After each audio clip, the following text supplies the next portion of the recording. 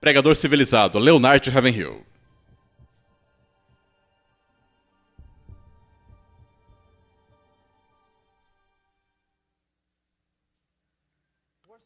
A pior coisa que pode acontecer a um pregador é ele se tornar civilizado. Ele não possui mais nenhum valor, nenhum valor. Eu escolheria Leonard Ravenhill no lugar de 20 calvinistas mortos. Uma coisa que sei sobre Leonard Ravenhill é que ele era perigoso. Ele era perigoso. Atualmente, considere sadicamente, se você disser que as pessoas devem tomar a cruz, isso será vão. Não diga aos jovens sobre a cruz, isso irá desencorajá-los. O quê? Eu sugerindo que Jesus não era esperto? Se você quer ser meu discípulo, diga adeus ao mundo e tchau. Veja quando as pessoas nascem de novo hoje em dia, elas não se separam do mundo. A maioria são como aqueles que seguiram os pastores que se desviaram em Israel. Tem um pregador local que diz que a história de Jonas é uma história de peixe. Mas é claro que é. Não é sobre um macaco, não é mesmo? Ele apenas se referiu que havia algo suspeito. Foi o que ele quis dizer, o que não é verdade. Porque Jesus disse, ele não nega a palavra de Deus. Um homem que nega a palavra de Deus deveria renunciar e vender hambúrgueres. Aquele que começou como um crente e se torna libertino deveria sair do púlpito. Eu o despediria se eu tivesse poder sobre aquele homem. Eu digo isso com todo respeito. Não é muito difícil fazer gravações e roubar as pessoas. Não é muito difícil fazer livros, escrever livros. Mas diga-me, onde está o homem que pode trazer fogo dos céus hoje em dia? Muita gente ouve nossas gravações e quase todo dia as pessoas nos escrevem perguntando: você vai escrever outro livro? Você vai nos dar um livro sobre cristianismo? Você vai nos dar um livro sobre adoração? Não é necessário muita coragem para sentar em uma escrivania e olhar para as referências em minha Bíblia e analisar coisas que nascem em meus pensamentos. Mas se eu estiver desviado do caminho, entende? Isso não significa basicamente crescimento de cinza, de podridão. Lembra-se da Igreja Católica Romana? Nós não temos falsos profetas. E o mormonismo? E os testemunhas de Jeová? Nós temos mais falsos profetas neste país ou na Inglaterra hoje em dia do que essas pessoas jamais ouviram falar. E você me diz que há um altar construído lá? Tem um guru que sai das paredes lá, toda hora do almoço, e amontoa 2.000 estudantes ao seu redor. Venha e sente-se ao redor desse paroleiro e escute. Como um homem ateu e herege pode magnetizar bases, vontades e costumes que nem Deus consegue? O apóstolo Paulo disse, a minha palavra não consistia em sabedoria persuasiva, de sabedoria humana, mas em demonstração de poder do Espírito Santo. Você sabia que quando ele caiu de joelhos antes, ele voltou e reconstruiu o antigo altar? Nós não queremos voltar para os velhos votos, velhos comprometimentos. Todos nós somos tentados a fazer coisas novas. O Senhor sabe que os quebramos, os votos, em algumas semanas. Cristianismo não foi medido pelo equilíbrio e expectativas. O cristianismo foi testado, julgado difícil e rejeitado. Alguns de nós vencemos isso e estou contente. Deixe-me dizer, eu sempre digo, eu não sei onde você está espiritualmente. Mas há alguns homens que andam com Deus, que não sabem o que poderia ter sido após anos se eles estivessem se cuidando. Sabe o que aconteceu? Quando eles nasceram de novo, foram colocados em um congelador. Há um velho ousado, o último da linha batista, Billy Sunday. Ele escreveu o prefácio para o meu último livro, é um grande personagem. E ele disse a algumas pessoas onde ele mora, em Greenville, Carolina do Sul. Ele disse isso vivendo no século passado.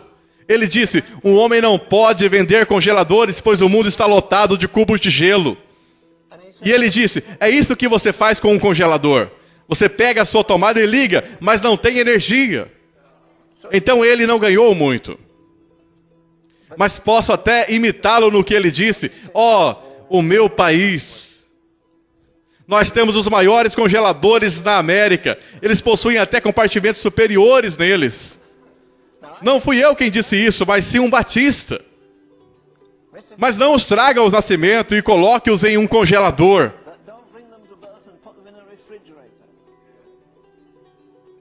A igreja nunca teve tanto equipamento quanto agora e nunca teve tão pouco poder. Nunca teve tão pouca unção. Nunca tão poucos milagres, nunca tão pouco a presença de Deus. Como eu disse antes, qual foi a última vez que você trocou seu café da manhã de domingo para ir à igreja? Oh, bela maravilha, majestade de Deus, glória de Deus, onipotência de Deus. Nós sabíamos o que aconteceria, levanta, senta, aí vem outra cantoria, sente-se um pouco mais. Agora o cubo está secando, coloque mais gelo dentro dele. E agora temos um novo pesar.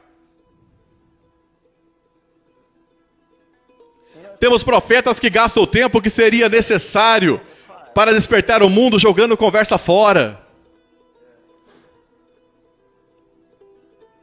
O que é ter todas as máquinas do mundo e você não poder controlá-las? Eu não me importo se você tem um Volkswagen ou mesmo um Rolls Royce. Tudo depende de uma coisa. Quando você se senta em um carro, você dá direção. Se o carro não liga, você está acabado. Mas você pode ter seguro, talvez o carro mais fino, com as melhores condições. Mas você precisa que ele ligue para poder dirigi-lo. Mas olhe para todo o equipamento da igreja. Se o fogo do Espírito Santo realmente veio sobre a igreja hoje em dia, nós poderíamos ganhar o mundo em 6 meses. Sem acabar com ele.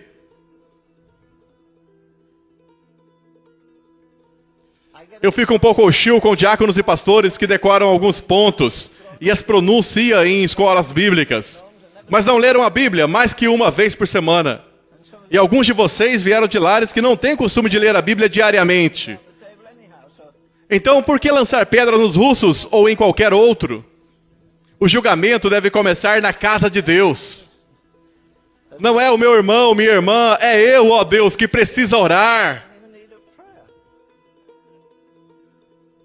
Este homem foi açoitado 195 vezes. Ora, digamos, 5 vezes 40 menos 1 é igual a 195 vezes. 3 vezes fui açoitado com varas. 1 vez fui apedrejado. Eu não tenho nenhuma personalidade maravilhosa. Ele diz até para Corinto. Eu acho isso muito feio. Eu acredito que ele tinha que passar por isso, ser apedrejado, açoitado, quebrado. Em trabalhos e fadiga, em vigília muitas vezes, em fome e sede, em jejum muitas vezes, com frio e nudez. Vamos lá, relaxe, tome um pouco de vinho. Quem diz isso está fugindo dos sofrimentos de Cristo. Ele murmura sobre isso? Não. E diz, uma coisa não é dizer nada, e alguém para piorar as coisas. Te coloca em um buraco fétido e te deixa lá por dias, semanas, meses e anos. Mas ele diz, a coisa que mais me machuca é isso.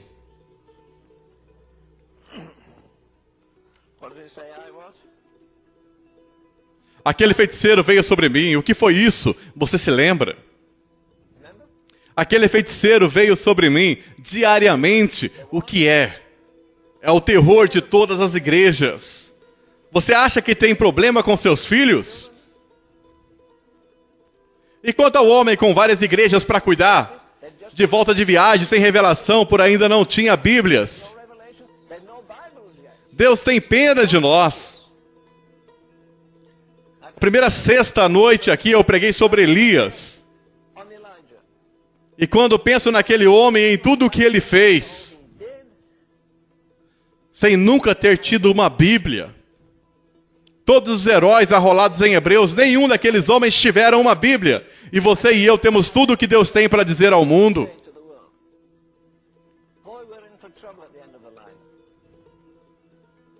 Eu gosto do hino, que firme alicerce. Tudo o que ele poderia ter dito a você, ele já disse. Mas eis um homem que diariamente visava a eternidade. Isso é o que ele diz no capítulo que lemos de 2 Coríntios 5. O amor de Cristo nos constrange, e sabendo o temor que se deve ao Senhor. Nada desse amor sentimental e comercial. Deus é justo e santo. Deus fez um grande investimento em você.